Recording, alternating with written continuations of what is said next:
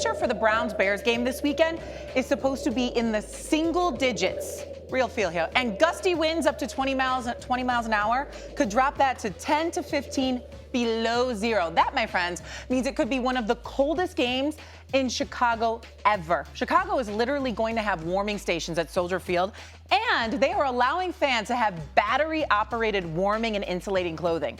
If you live in a place like Miami or LA, you probably think I'm speaking another language. This guy's going to need a thicker jacket, okay? And remember back, I don't know, a couple months ago when Shedeur Sanders said he was comfortable with being uncomfortable? Now, he was obviously referring to something within the Browns organization. But he's going to be uncomfortable this weekend as that rookie has to go to Chicago, okay? So do we think the Bears are going to run away with this game at home in the frigid temps, RC? No, I don't believe the Bears are going to run away, but this game just got a lot more difficult for Shedeur Sanders, right? This is going to be an assessment of whether or not they go into next year with Shedeur Sanders as the franchise quarterback. And those are not ideal climates to throw the football in. But let's think about who the Chicago Bears are. The Chicago Bears are a physical football team, a team that can run the ball. When you have Monungai and Swift, that does swing the advantage your way. The Cleveland Browns are giving up about 108 yards a game on the ground. Last week, Tony Pollard rushed for 60 yards against this team. And so when you think about what they do facing the run, the way the Chicago Bears and Ben Johnson can manipulate you with the run, I expect the Chicago Bears to win. But this game, when you have a guy like Myles Garrett, when you have an offense that's coming along in the way that Cleveland is, I believe it'll be competitive. Cam? No, running away, barely running. If anything, when you have an opportunistic defense or a defense that can really get after you like the Cleveland Browns can, you always have an opportunity. Hey, throw in extremely cold conditions. That's even another kind of takeaway from Ben Johnson's offense or Caleb Williams. Now, there's going to be a plan of attack that each team has to go against. And when you start to think about how the game needs to be won, don't be surprised if it's closer than what people expect it to be. Because playing in the NFL, you have so many what-if situations. Well, what if it is below degrees? What if it is, an injury? What if it is, a certain situation where it happened? I am not surprised if the Cleveland Browns find a way to make this game extremely competitive and it's closer than what we would think to be a competitive game. Well, the Bears make it closer just by the way they play sometimes. Defensively, they give up a lot. They bend a lot, although they don't break. They're very opportunistic on defense, but in the same breath, they certainly have a problem stopping the run. They don't have a problem running the football, but they have a problem stopping the run. It's going to be interesting to see what they do this week. I will tell you, as an aside, I've lost many, many friends. I mean, there are friends that I've had that I no longer speak to because they're mad at me because they never see me. And I said to me, it's not my fault. You moved to Chicago. That's why you didn't see me, because I ain't going there. I mean, it's that damn cold. Go in the summer. Exactly. That's what I'm saying. I mean, don't get mad at me when you don't see me, because I tell all people in Chicago from November through April, don't even look for me. I'm not coming. I don't even want a connected flight through there, damn it. I don't want nothing. That's a different kind of code, okay? I agree. And I think Shedeur Sanders is going to find that out. Now, the question is, can they handle that?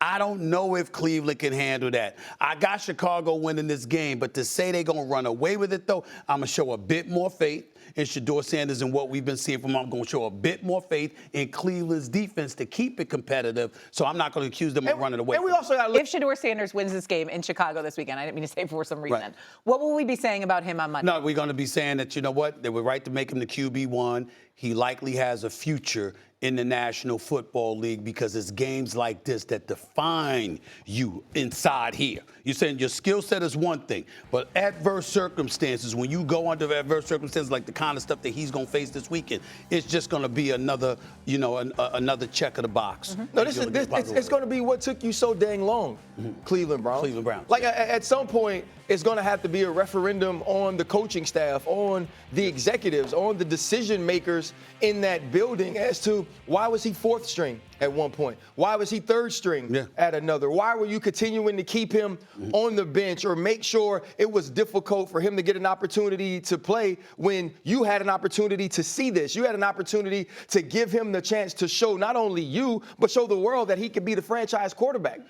We wanted and we felt that he should have been drafted earlier. Yes. And so everybody's intention or everybody's perception was the Cleveland Browns would feel like they got to steal and treat Shedeur Sanders in that way. But they didn't. They treated him like a 5th-round draft pick. They treated him like a guy that was unproven. They treated him like a guy that we watched his film and he wasn't draftable in the early rounds. But what he has shown through these weeks, through his play and his leadership, was that evaluation was wrong. And if he does go to Chicago, and win this game and play well again, you have to start thinking to yourself, what else can we do with those first-round draft picks in next year's draft? Cam?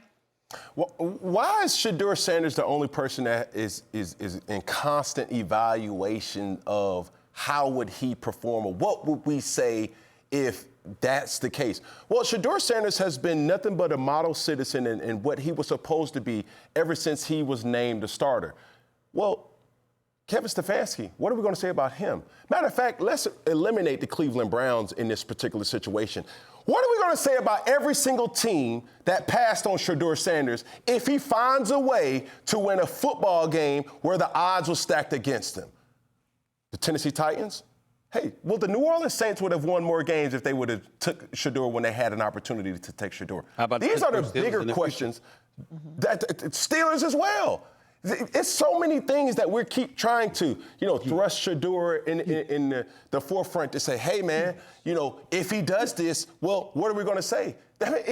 These are the things that we need to be saying. Hey, do we have our coach here next year if he wins out or he wins a game where it's stacked against? Hey, what are we going to start saying against the management that had opportunities to select a talent like Shedeur Sanders? So it's bigger than just Shedeur.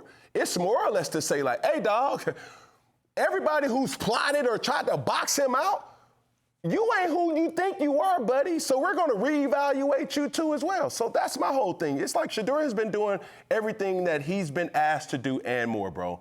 And now we have to start opening up the whole doorway to point blame of who could be better and when things that could be done differently as well. Are you guys good? Or? We good. Looking at me, don't do nothing. He got attitude. You don't scare me with your mean mugging stuff. He just upset at me because I brought up the Steelers. But you ain't had no reason to. Because they needed to draft a quarterback. What you gonna do after this year when Aaron Rodgers leaves? You need a quarterback. They ain't have a quarterback. And if Shedeur Sanders proves that he could quarterback, he in the AFC North. You don't have one when we got Mason Rudolph. I mean, that's what we supposed to look at. Will Howard, that's where we going. You could have had Shedeur Sanders. That's right, I'm looking at you, RC. I don't draft the people. You got influence. You could have told them. I wish I did. I know when we say something and the Steelers may not have a problem with it, they contact RC to get in touch with a brother. They go right through him. Here's what I can tell you.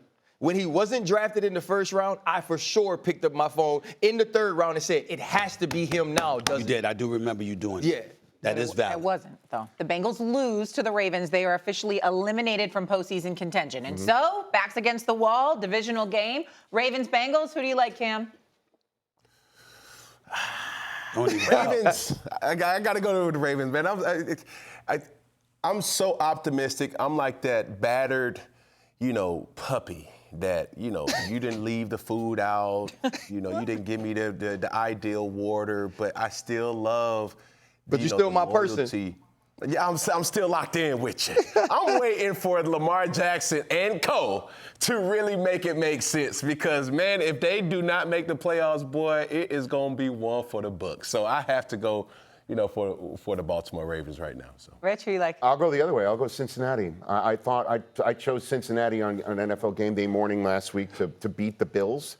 They came awfully close. That game was a 10-point in their favor. They were up by 10, 28-18, and then the roof caved in. Burrow's playing red hot. He's playing terrific football. And I think the Bengals, it's his first home game, and I think he definitely hears this. I think he's one of the quarterbacks that watches First Take in the National Football League. There's other quarterbacks. I heard. They all watch. I'm just letting you know. Okay, right. I think Joe is cognizant of the conversation that's being had based on his comments and him being in his first home start. I think he's going to show up. I think it's the Cincinnati Bengals because the Baltimore Ravens historically have had difficulty with Joe Burrow, but it was the Baltimore Ravens offense that allowed them to win that game, those games when Joe Burrow and Jamar Chase were playing at a historic clip. Rich mentioned the Buffalo Bills game. People who didn't watch that game don't understand it was a phenomenal play by Benford that ended in a pick six. And then the play directly after that, when the Cincinnati Bengals got the ball back, it was a tip by a defensive lineman and another interception. But they were up in that game and dominating in points against the Buffalo Bills on the road. I expect this to be an extremely tough game for the Baltimore Ravens, but a game where Joe Burrow plays at the highest level. And if he watched Aaron Rodgers last week against the Baltimore Ravens, he has to be licking his chops when Jamar Chase gets those one-on-ones. I'm going with the Bengals as well. I don't know what the hell is going on with the Ravens. Everything seems to have fallen apart.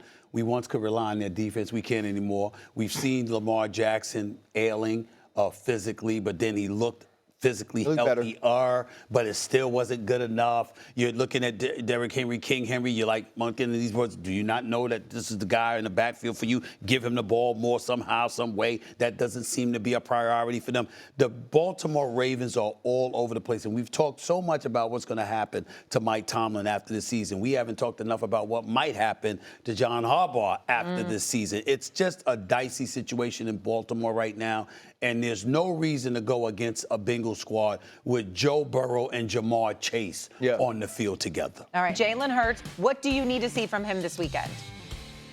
It's simple. I would love to see some type of offensive rhythm for the Philadelphia Eagles.